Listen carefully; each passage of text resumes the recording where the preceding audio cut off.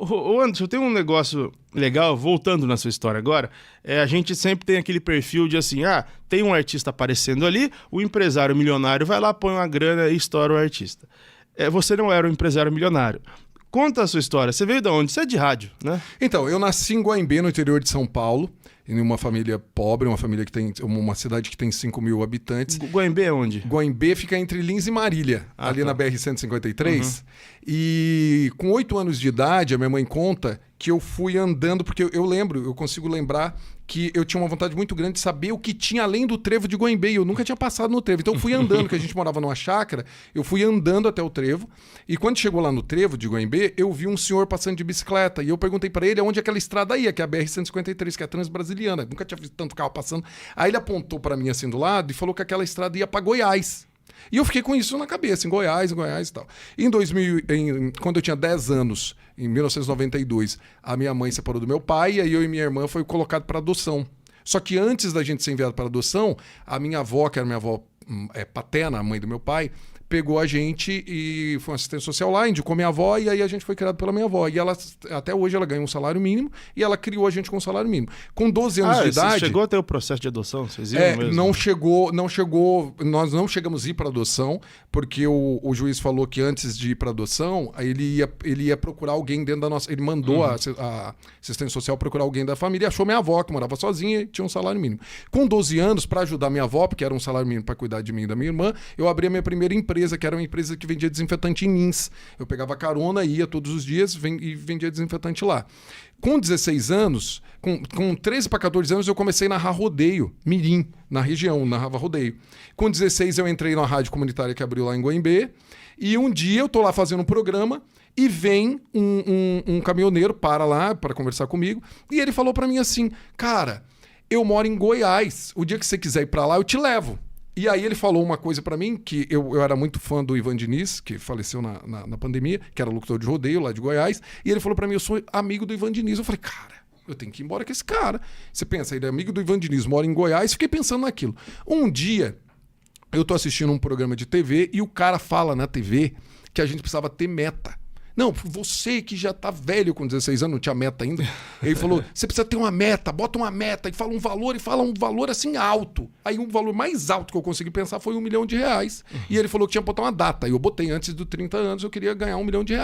E aí os próximos dias eu comecei a pensar, cara, aqui em Guaimbê, como é que eu vou ganhar R$1 milhão? Aqui não vai dar, aqui não vai dar. Um dia eu saio da rádio e encontro o caminhão do Mário, que era o motorista.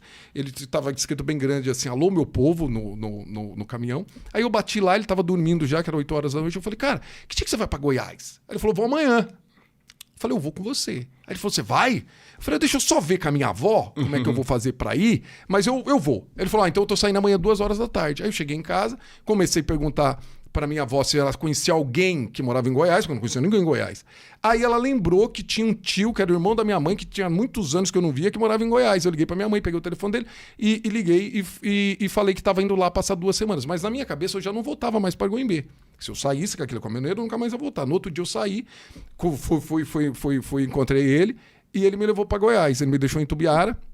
Ele me deixou em Tumbiara com uma caixinha de chocolate. Eu vendi os chocolates na rodoviária, consegui o dinheiro para chegar até em Rio Verde. Aí eu cheguei em Rio Verde. Foi para Rio Verde?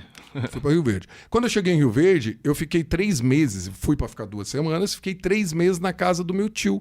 E já ficou aquele negócio, sabe? Esse menino não vai voltar, e agora? E aí eu tinha escola lá em Guaimbê, não voltava. Aí eu consegui um emprego num bingo e comecei a cantar bola no bingo, sabe? 2, 4, 6. Ah, você fez isso? Fiz. Aí foi a Polícia Federal lá e fechou o bingo.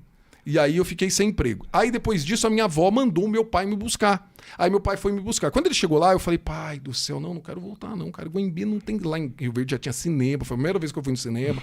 Lá tinha uns barzinhos legal, né? Eu falei, tem barzinho lá em Guaimbê? Não tem não quero voltar não. Ele falou, então tá bom, eu te dou 1 semana. Se em 1 semana você não arrumar emprego, a gente vai voltar. Porque eu tinha ido nas rádios lá e os caras tinham falado pra eu esperar, que ia fazer uma pesquisa pra ver que locutor que tirava e tal. Beleza.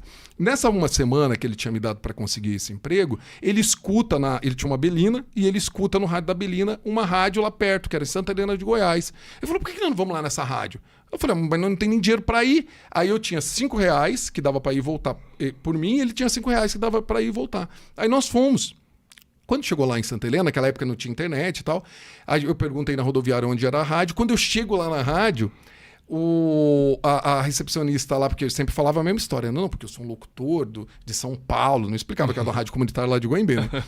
Aí ela chamou o gerente, aí veio o gerente e falou, cara, hoje é o seu dia de sorte, o locutor sertanejo saiu de manhã, eu era o locutor de sertanejo, pediu pra sair hoje de manhã, eu vou fazer um teste com você. Aí me levou lá e tal, fiz um piloto do programa, aí ele foi e chamou o dono da rádio para escutar o meu piloto. Aí eu fui pra lá e eu sou muito cristão, né? Eu acredito muito em Deus. Eu ali orando, pedindo e tal. Falei, meu Deus do céu, porque se não der certo, eu ia ter que voltar pra Goiânia. E pode ser que nunca mais eu saia de Goiânia, que eu ia ficar frustrado, né?